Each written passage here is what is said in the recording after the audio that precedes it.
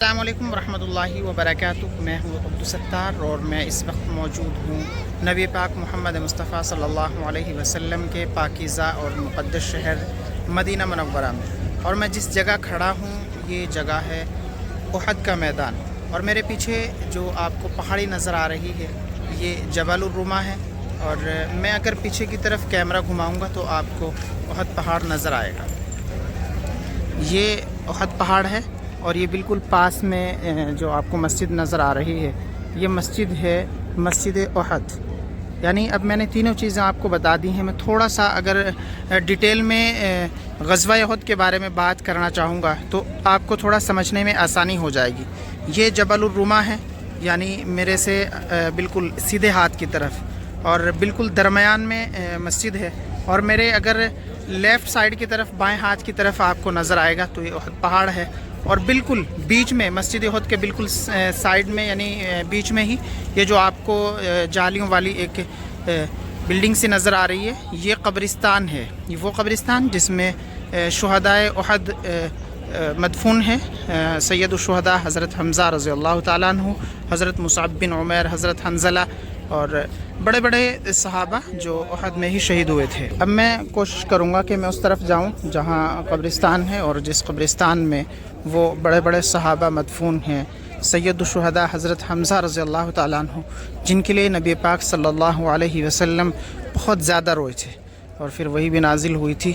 تو میں آپ کو غزوہ احد کی تھوڑی سی ڈیٹیل میں جا کر جو ہے وہ بتاؤں گا، لیکن میں پہلے آپ لوگوں کو وہ قبریں دکھا دوں جن پہ تھوڑے بہت یہاں پہ نشان جو ہیں وہ باقی رکھے گئے ہیں۔ ان میں سے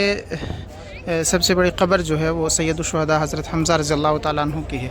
کیونکہ یہ جو جالی ہے اس سے پہلے بھی ایک پائپ نما ایک جالی یہاں پہ بنائی گئی ہے کہ وہاں تک جانا بڑا مشکل ہے۔ تو میں زوم کروں گا، اور زوم میں آپ کو جو ہے پتھر نظر آئے گا۔ یہ جو بڑا پتھر ہے بالکل بیچ میں جو مطلب آپ کو نظر آ رہا ہے، یہ وہی پتھر وہی ہے جہاں سید الشہداء حضرت حمزہ رضی اللہ تعالیٰ عنہ کی قبر مبارک ہے۔ اور اسی چھوٹی سی جہاں یہ پتھر نظر آ رہا ہے اسی کے آس پاس میں دو اور قبریں ہیں جن میں حضرت مصعب بن عمیر ہیں، اور حضرت حنظلہ نہیں، حضرت عبداللہ بن حجش رضی اللہ تعالیٰ عنہ بھی یہی ہیں۔ یہ جو سامنے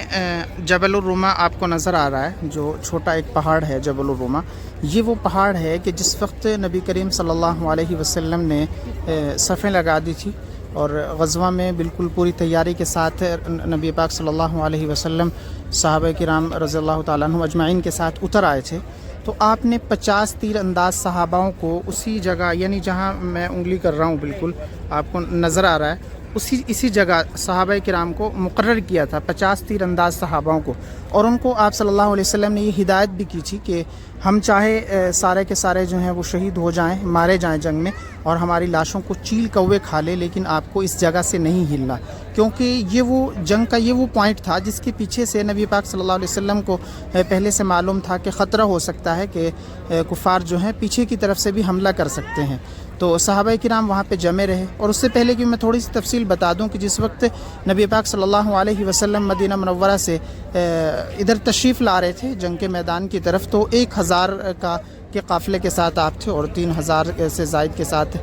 کفار مکہ آپ کے ساتھ جنگ کے لیے میدان میں آ رہے تھے۔ تو 300 منافقین عبداللہ بن ابی کے ساتھ واپس لوٹ گئے تھے، کیونکہ عبداللہ بن ابی کا مشورہ یہ تھا کہ ہمیں جو ہے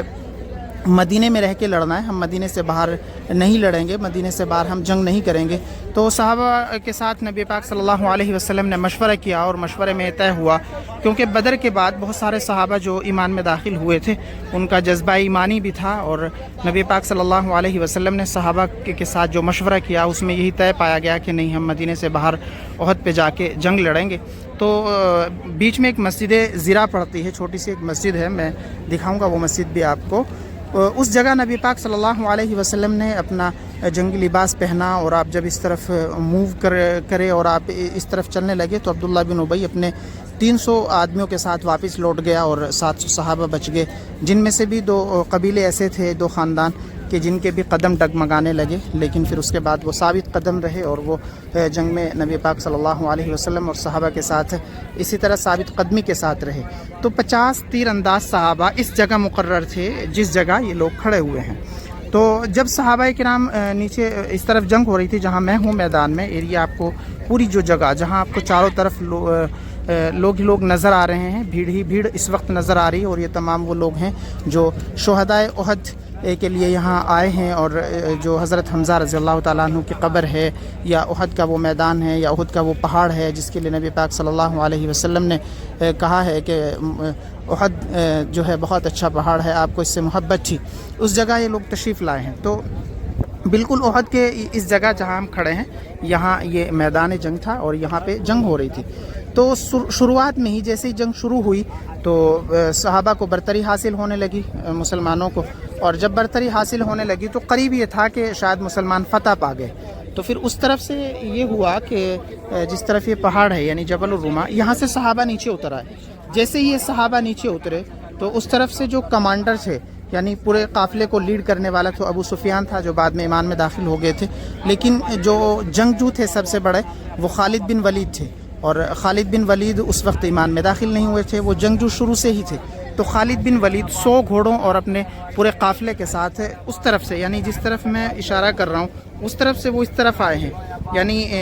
جہاں سامنے آپ کو خالی میدان نظر آ رہا ہے اس طرف سے وہ پہاڑ کی طرف آئے ہیں۔ ان کو نظر آ گیا کہ یہ لوگ یہاں سے اب ہل گئے ہیں، اور اس سے